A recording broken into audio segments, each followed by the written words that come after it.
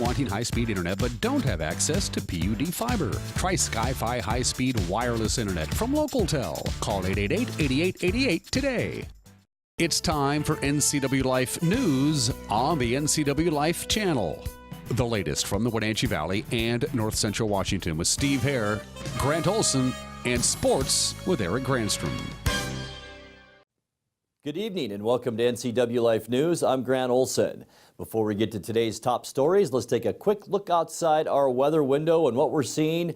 Haze and smoke out there once again today as we look down at the Columbia River. And yeah, the hills around Wenatchee are back there somewhere, but still lots of smoke around the area. All in all, a nice day, but the smoke will be leaving us as we take a look at what will happen over the next probably 48 hours or so. There is a cold front that will begin to move through tomorrow night and especially into Thursday. As you can see, cleaner air behind that, mainly because we will see some pretty strong west to southwest winds tomorrow that will blow most of that smoke through into eastern Washington and the panhandle of Idaho. So we do expect clearing skies and a little bit cooler temperatures for Thursday before, more warm weather comes our way just in time for the weekend. We'll talk more about that coming up a little bit later on. And now a few of the stories we're following for you tonight. An update on the Shoreline Management Act revisions from the Chelan County Commissioners. Crews rescue a hiker in the Rimrock Meadows area. And Wenatchee High School starts the new school year with a new block schedule. Later on, we'll have sports, your weather forecast, and our feature story today. But first, 2 men have been arrested after breaking into a total of 18 cars in the Fancher Heights area of Douglas County Sunday night. Douglas County Sheriff Harvey Jesdahl says the thieves hit a wide area of Fancher Heights. We had 18 vehicles that were broken into in the area of Grand Avenue, Fancher, Heights Boulevard, Highland, Inglewood, and the neighborhood there, up on the plateau. And basically, the suspects were stealing computers, iPads, GPS items. A rifle was stolen. Someone got a hold of a ballistic vest. Fortunately, one of the victims had a surveillance system and was able to show a pretty clear picture to one of the deputies of what the guys looked like. We were extremely busy that night, and so one of the East Wenatchee police officers came up and started helping us look for the suspects. He was able to locate one of them fairly nearby, so that person was placed under arrest. And then we were able to take a still picture off the surveillance video, and through our mobile data terminals, which all the patrol cars have, put that picture out to all the patrol cars in the area. One of our deputies on my team was down by the Circle K on Grant Road, happened to notice a guy that matched the description of the photo that we had. Turned out to be our second suspect and placed him under arrest. Arrested was 26-year-old Michael Shepard of Moses Lake and 24-year-old William Young of Yakima. Jesdahl also says this case is a great example of how modern technology has become a vital tool for law enforcement. 33 years ago when I started in this business, you had a radio with 2 or 3 channels in it, and that was pretty much it. But now, all the cars have in-car cameras. The MDTs, our mobile data terminals as we call them, basically can connect us with dispatch and connect us with each other. So we could take this picture and reproduce it and send it out to all the other MDTs and the other patrol cars. So everybody working that night had eyes on what the suspect looked like. And, we did law enforcement years ago, but I tell you what, the technology we have now is a great force equalizer, and I'm just grateful we have it available to us. Sheriff Jesdahl also urges anyone who is a victim of the recent vehicle prowls and has not made a report to contact the Douglas County Sheriff's Department or Rivercom Dispatch.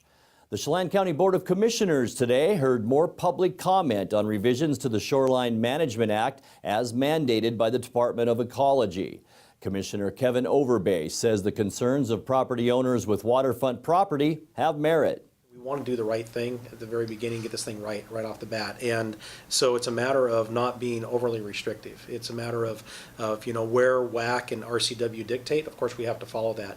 But outside of that, we have the opportunity here in the community to really, put forth how we want this to develop out over the next 20 years. And there's a lot of opportunity there to not really overly restrict anything and kind of make it a little bit more, more loose or more liberal, opportunity for folks to be able to utilize their property to this fullest extent. And for me, I really want to be able to see that our friends and neighbors can be able to do that along the shorelines without adversely impacting the environment as well. Commissioner Doug England hopes the final product will help streamline the permitting process. Right now, for instance, to put a boat lift in Lake Chelan requires a hearing with the hearings examiner. We're trying to simplify that, and when you simplify things, you make it a lot less expensive. And that's kind of our goal as we move along, and so we're working our way through it. The Washington State Department of Ecology has to sign off on any changes Chelan County makes. An injured hiker is recovering after a dramatic rescue in the Rimrock Meadows area of Douglas County Sunday afternoon. Sheriff Harvey Jesdal says the man was hiking with two companions in a canyon near a waterfall when a rock broke free from the cliff and then broke his leg. A Grant County Sheriff's rope rescue team was able to hoist the man back up the cliff, where a helicopter was waiting to transport him to the hospital. The man has been identified as 48-year-old Simon Anderson of Ephrata. Coming up, the Panthers start their school year with the new block schedule. We'll have a report from the Red Cross on how you could help victims of Hurricane Harvey and an update on the air quality throughout the valley. I'm Grant Olson, and you're watching NCW Life News. Wenatchee Valley College is excited to announce the application process is now open for the new 4-year nursing degree program. The new RN to BSN degree offers working nurses the opportunity to complete their bachelor's degree online in only 1 year. Students will attend face-to-face classes just 3 times each quarter. This program is perfect for nurses wishing to advance in their careers. Make healthcare your career. WVC also offers medical assistant, chemical dependency, medical lab technology, and radiology programs. There's no substitute for the power of cable TV advertising. With Solion Cable TV advertising, you can reach your target audience right here in North Central Washington. We understand their viewing habits and can precisely target your customers on great cable networks like these. Call Solion Broadcasting today and let us show you how to put your business message right in front of thousands of prospects at a very affordable price. Solion Broadcasting, 509-888-2020.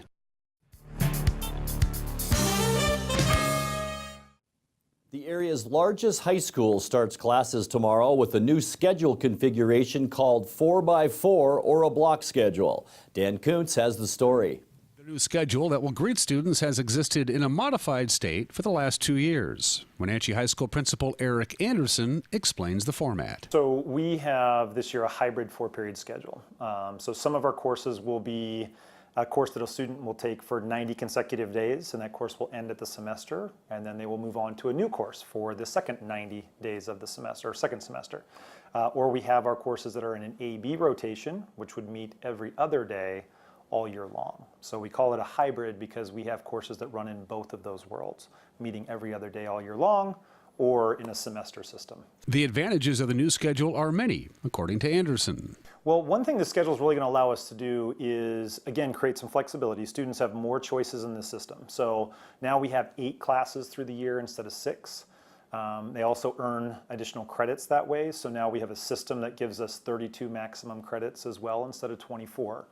So it does allow for a little bit more flexibility in the number of courses they want, as well as where they want to focus. So if they want to focus more in a certain direction, so they want more math and science, they want to be more in the CTE realm, whatever that might be, their pathway, they have the ability to choose that, and they have the flexibility in their schedule to do that. Anderson stressed that the initial rollout will take some getting used to. Well, I would say at this point in time, let's give it a chance. And the reason I say that is because as we move into this, again, I strongly believe it's all about the instruction delivered in the classroom. So, you know, if that's happening and it's happening effectively in our classroom, that's a great thing ultimately.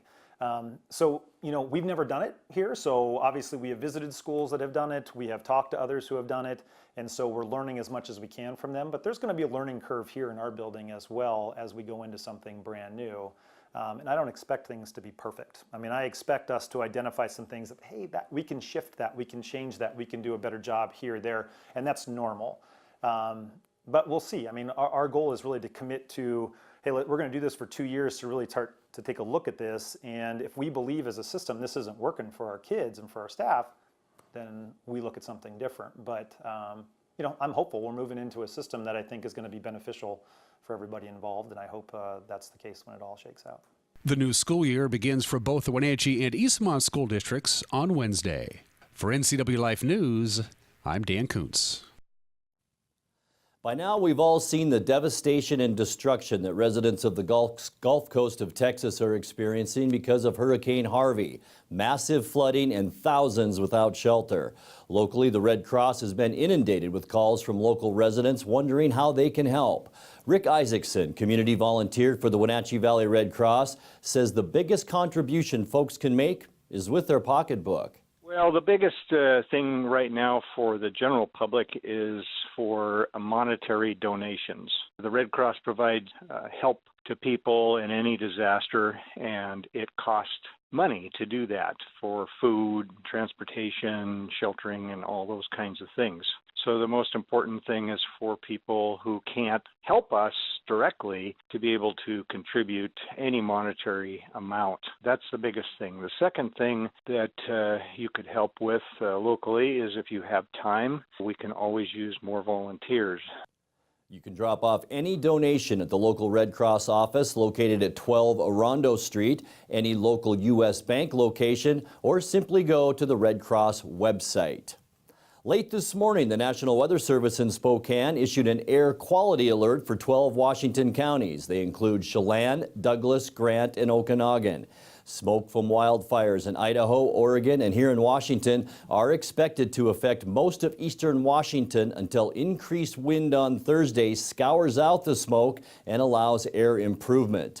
Until that time, air quality will vary between good and unhealthy depending on wind direction and time of day. Children, the elderly, and individuals with respiratory illnesses are most at risk for serious health effects from smoke. The air quality alert remains in effect until 10 a.m. tomorrow. You're watching NCW Life News. Coming up next, your sports update, followed by today's feature story. That and much more still to come on NCW Life News. Stay with us. Every golfer aims to play their best, and smart golfers turn to the Golfer's Edge to get the Golfer's Edge. PGA professional Ed Payne has you covered from tee to green. You can work on your swing or play 18 in air-conditioned comfort on the golf simulator. Tanya's Corner has all the apparel the golfer needs at sale prices. And Ed can even rebuild your favorite set of clubs or custom make you a brand new set. Ask how you can qualify for a free 30-minute lesson at the Golfer's Edge on Mission between Kittitas and Yakima.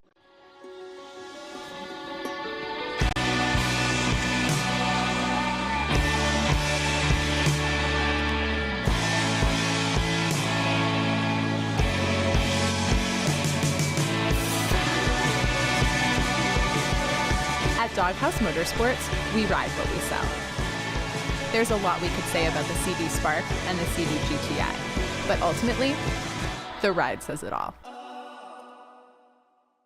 And now it's a sports update on the NCW Life channel. And a good Tuesday to you. As families get busy getting kids back to school this week, the NCW Life channel is busy getting ready for high school sports. Coming up on Friday, we'll feature some live prep football Friday night from the Apple Bowl as Wenatchee hosts Southridge. We'll go live at Lee Bofto Field starting at 6:50 with a pregame show as we take the Icicle broadcasting feed from Ian Dunn and Mark Miller. Meanwhile, we'll be over at Eastmont's Wildcat Stadium for their game with Walla Walla, taping for a rebroadcast next Saturday. Then this Saturday, we have the live girls soccer as Wenatchee hosts Central Valley in the Apple Bowl beginning at 3 o'clock with Sebastian Moraga on the play-by-play. Anglers need to be on the lookout for a hole punched in the tail of Chinook salmon in the Columbia River. That's what it looks like. The hole is punched to identify fish that have been pulled out of the water at Priest Rapids Dam for sampling and given a sedation chemical called MS-222. The Department of Fish and Wildlife is advising anglers to release any salmon with this hole punched in the tail because the U.S. Food and Drug Administration requires a 21-day withdrawal period before people eat these fish. So anyone fishing salmon in the upper Columbia River, watch out for fish with a punch hole in the tail.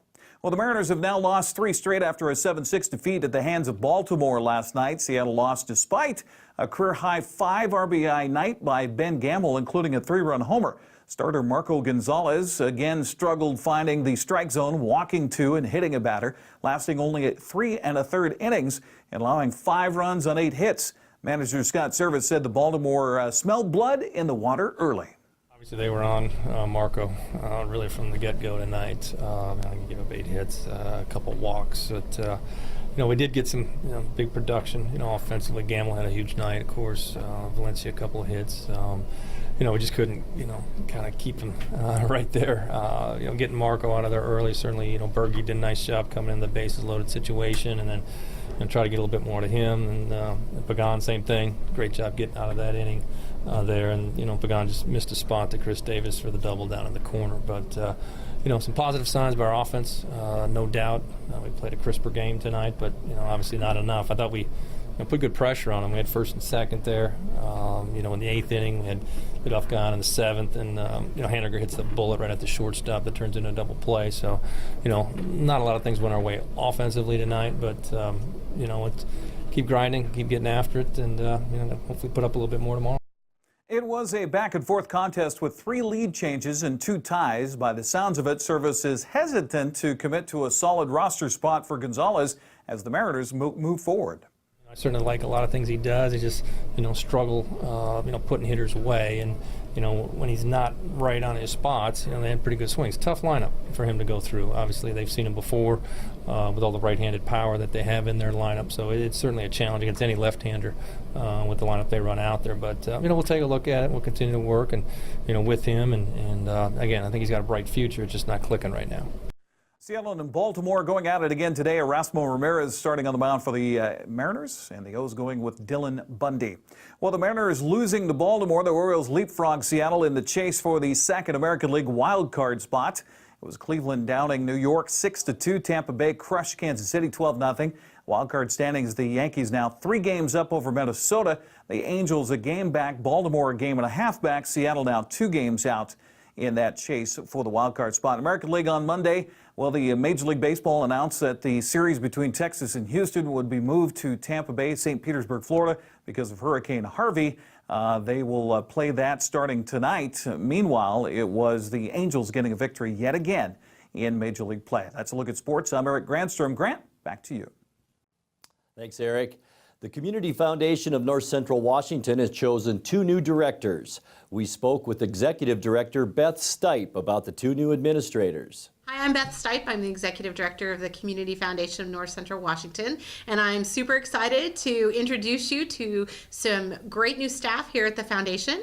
And we'll start with Erica Orslak, and she is our Director of Education Programs. And then we have Claire Odie, and she is our Director of Community Grants. And both of these ladies come with outstanding experience, and we're super excited to have them. The Education Programs position here at the Community Foundation is a bit of a new position. It includes both our scholarship program. Through our scholarship program, we work with generous donors to provide over 100 different scholarship opportunities every year to students from our 3-county region. We also, in addition to our scholarships, have a number of education grant programs.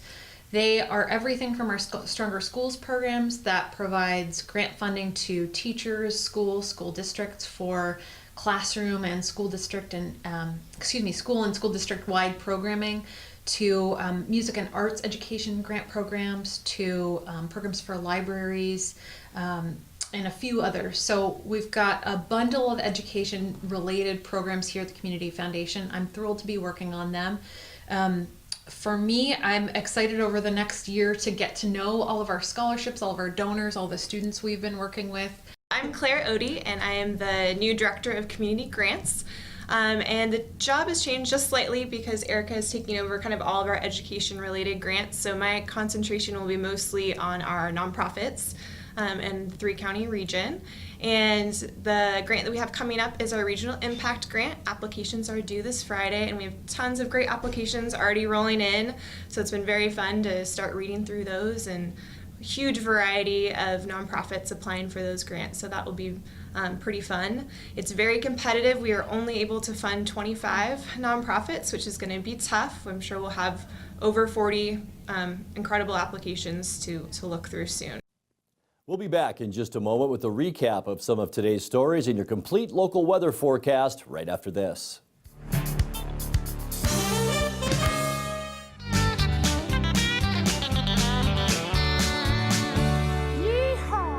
Come on out to Chelan County Fair. All your friends and neighbors will be there. There'll be cows, there'll be chickens, guitar picking, there'll be plenty of food to be shared. Come on out to Chelan County Fair. Come on out, yo, come on out to Chelan County Fair. Lake Chelan mailboxes find solutions and the best price for all your shipping needs, including UPS, FedEx, and the U.S. Postal Service. We offer a variety of services including quality copies of all sizes, faxing, scanning, sending and receiving email, laminating, and notarizing. Enjoy browsing through our large selection of greeting cards. Lake Chelan Mailboxes supports our military, fire victims, and our community. Come see us at the Plaza in Lake Chelan.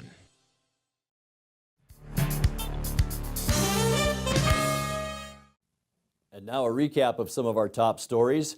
2 men have been arrested after breaking into a total of 18 cars in the Fancher Heights area of Douglas County Sunday night. Douglas County Sheriff Harvey Jesdahl says the thieves hit a wide area of Fancher Heights. We had 18 vehicles that were broken into in the area of Grand Avenue, Fancher, Heights Boulevard, Highland, Inglewood, and the neighborhood there, up on the plateau. And basically, the suspects were stealing computers, iPads, GPS items. A rifle was stolen. Someone got a hold of a ballistic vest.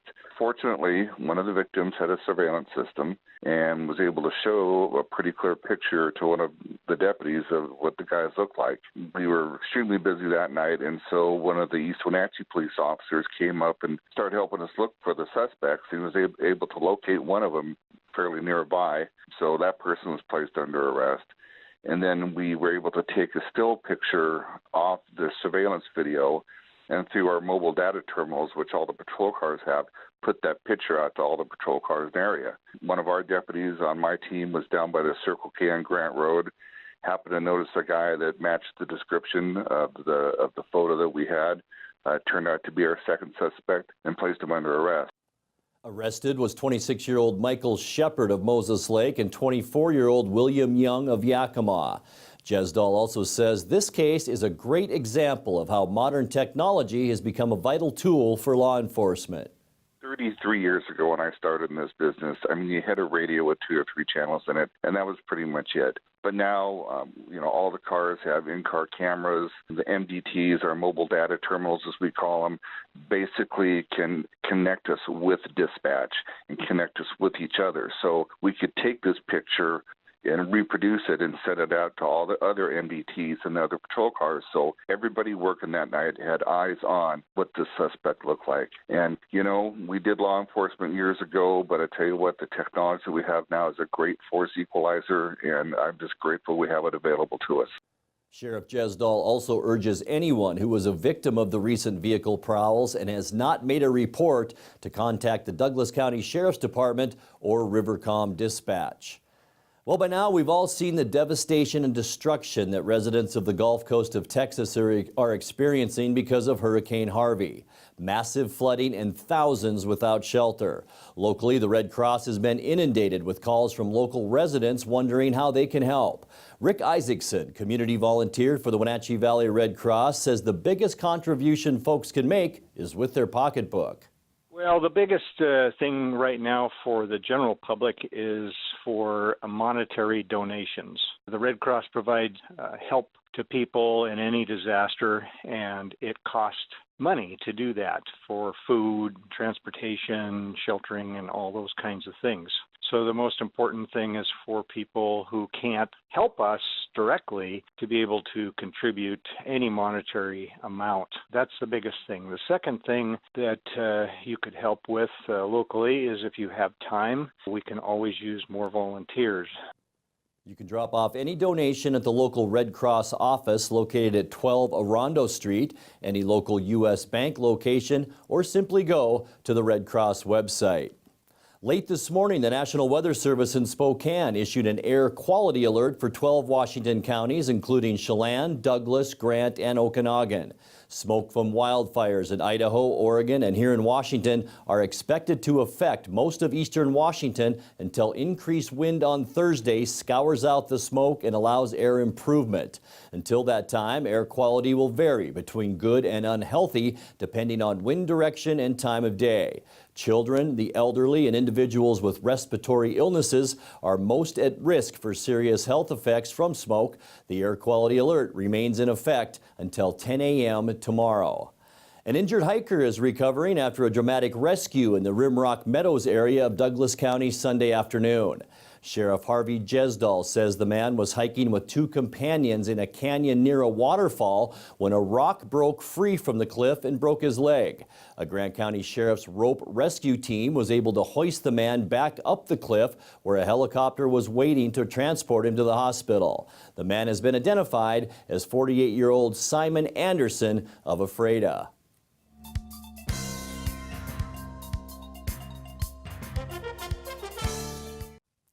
And now your weather forecast for north central Washington. Before we get to that, let's take another peek outside our weather window at very hazy, smoky skies around north central Washington. Air quality, as we mentioned, hovering between good and unhealthy for most locations. The good news is changes in our weather beginning tomorrow night and into Thursday will clear some of that smoke. We are seeing a strong upper level ridge of high pressure positioned over the Rockies in northwest Utah and the Great Basin area. As we take a look at our satellite loop, the mid-level flow pattern will continue to bring blankets of mid-level smoke up from active fires burning in southwestern Oregon, Washington State as well.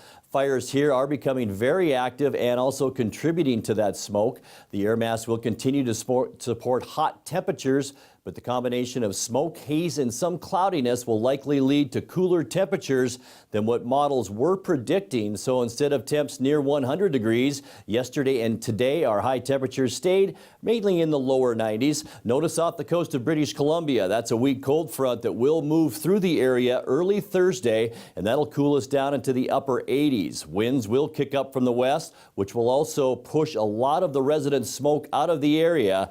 However, active fires in the Cascades may still allow some patchy elevated smoke to persist at times, but the main thing is smoke will leave us in the short term, and it's going to get hot this weekend. Let's take a look at that forecast now. Mild overnight lows expected tonight once again with more haze of about 67 degrees.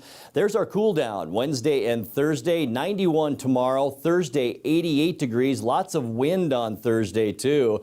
And then in time for the weekend, hot temperatures, sunshine on Saturday and Sunday, 97 our high, 96 for Monday, with low temperatures mainly into the middle 60s. We'll drop down to about 66 as we make our way into Monday. And finally, this dog has some serious hops, but just can't quite get there.